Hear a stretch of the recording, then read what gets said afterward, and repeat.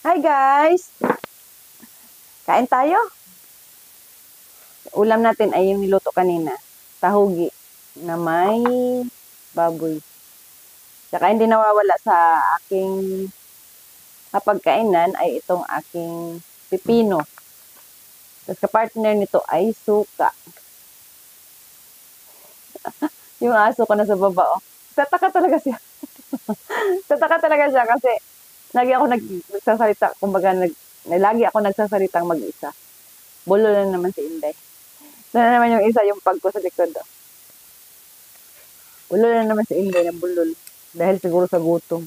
Kain tayo. Gutom na ako. Yung mga aso ko. Umiksi na. Umiksi na lagi. Sarap-sarap. Yung gulay.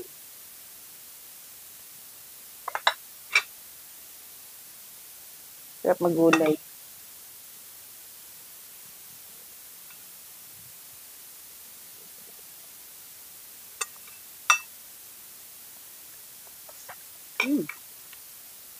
Ang lasa niya.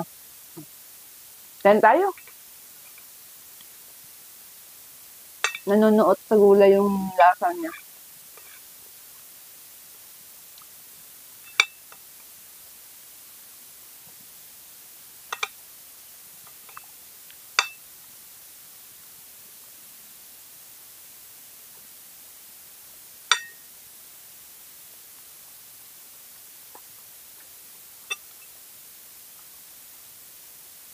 Harap sana kung may isda.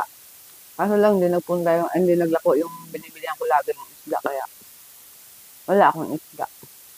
Wala akong partner sa gulay.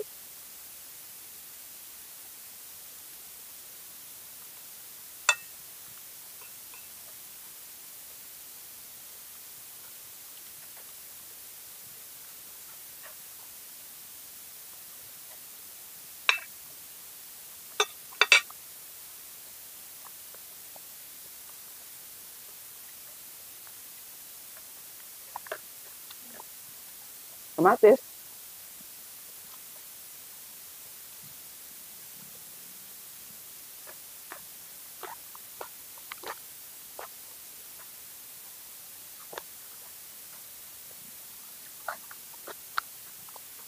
Ito yung mag-aaway yung dalawa.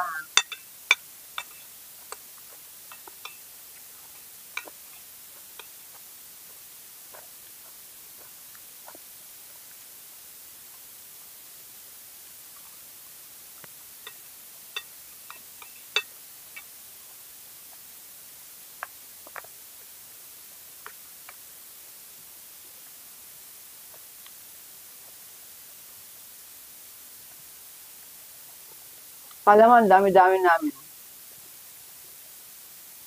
Hindi, marami alaga ko eh. Kaya marami talaga kami. Ako lang yung maingay kasi nasaway ko sila. Maingay din sila kasi nag-aaway sila eh.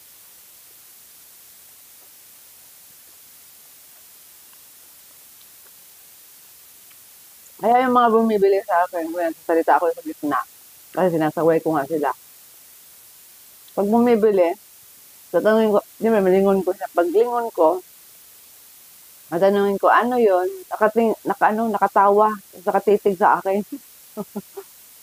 Tapos sasabihin, akala ko ate may kausap ka rin.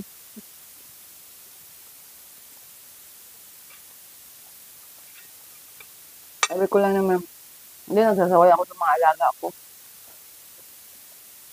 Kasi mga pasaway.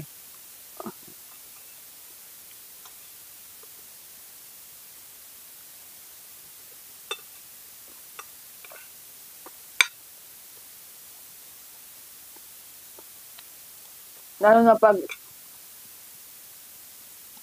may bumibili, tapos maingay.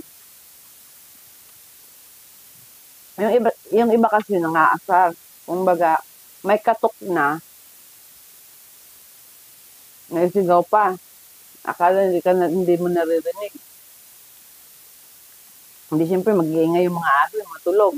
Nagigising, mag-iingay. Hindi siyempre lalapit na ako.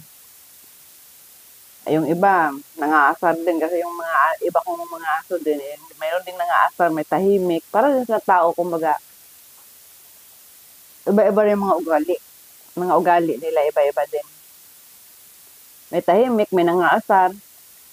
Meron naman yung isa na gusto lang makipaglaro doon sa isa na nakaupo. Eh, ayaw ng isa makipaglaro, dadakmalin niya. Ganun. Kaya ang gulo namin dito araw-araw eh. Tahimik lang pag sa gabi. Kasi, ay sa araw pala, sa gabi. Ayun, minsan maingay. Kasi sa gabi nga ako gising. Kasi nagtitinda. Sila rin, gising din sila sa gabi. Pag natutulog naman ako ng araw, tulog din sila lahat. Kaya, medyo magulo nga kami. Maingay.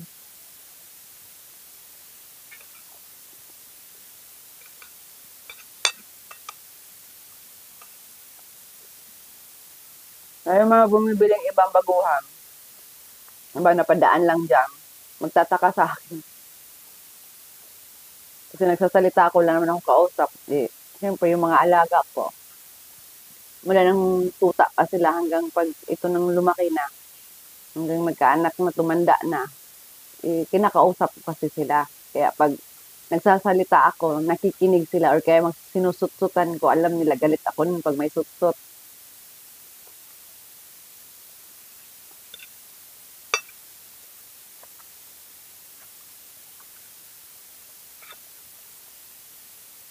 Kasi yun yung nakasanayan nila sa akin. Pag magsutsut na ako, tatahimik na sila. Maliban mo lang, Soy! Ano ba yan, Casey? Maliban mo lang pag malaki na yung nabili ko, yun, din na nakikinig sa akin yun. Pero madalas talaga dati, ang binibili ko mga tuta na 2 buwan. Ganyan.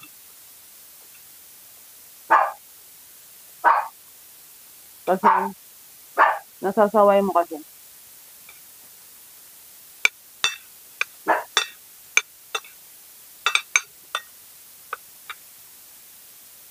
Tulad ng medyo may edad na, medyo matigas na ulo.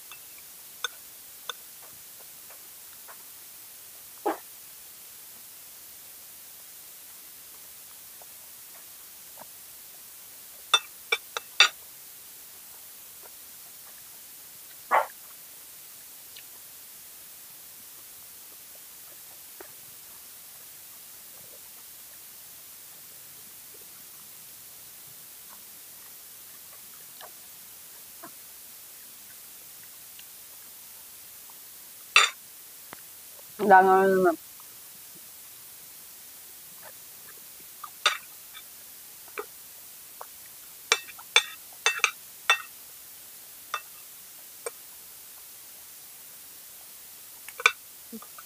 Pero yung mga aso ko, yung mga shih tzu ko, saka yung pag ang Jack Russell, hindi yan sa nakakatikim ng iba-ibang pagkain. Kaya hindi sila pihikan. Baga, nag-umpisa silang kumain ng dog food. Hanggang ngayong pagtanda, dog food pa rin sila. Kaya pag hindi sila nakatikim ng ibang pagkain, hanggang pagtanda, hindi ka mahihirapan kasi pag nakatikim sila ng ibang pagkain kasi, doon na sila nag-uumpisa naging pihikan na sa pagkain. Kaya ikaw din naman, mahihirapan kasi, gumawa ka ng pagkain na to, ayaw naman nakainin. Kahit nakatikim ng ibang pagkain, langaw, nakatikim ng ibang pagkain, kaya ano problema ka. So, pag ayaw kumain, isipin mo, may sakit ata itong ano ko, ganda, dahil lalambing-lambingin mo, kakabahan ka. Ayun pala, yung nag-iinarte lang pala yun kasi nga, dahil doon sa pagkain, marami siya natikman, iba-iba. Kaya pag nakain mo sila ng dog food lang. Huwag mo siya pakainin ng ibang pagkain kasi pag once na nakatikim sa na ibang pagkain, mag-iinarte na yun. Diba? No, problema ka naman ngayon. Kaya, ganyan, huwag mo silang sanayin. Tapos ngayon, pagtatanong nga bakit yung aso mo, gito nga, ay nang kumain ganyan. Kasi, ikaw din naman ang may problema. Hindi sila. Kasi, sinanay mo sila ng ganun. Kaya nag-iinarte yung aso mo. Dahil lang din sa'yo. Diba? Ay, yung mga aso ko, hindi nag-iinarte. Lalo na yung isa ko dyan, senior ko, magna 9 years na yun. Hindi siya nag-iinarte. Kung ano yung ibibigay mong pagkain, na dog food, yun na din kakainin nila.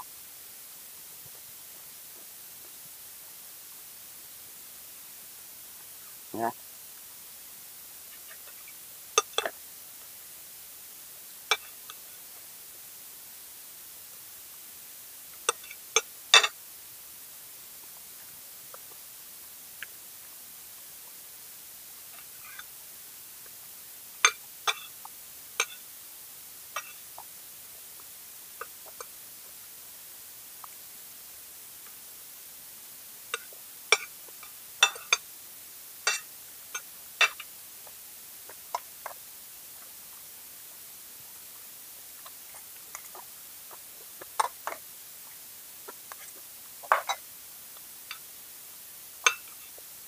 Ang luto ng aking gulay.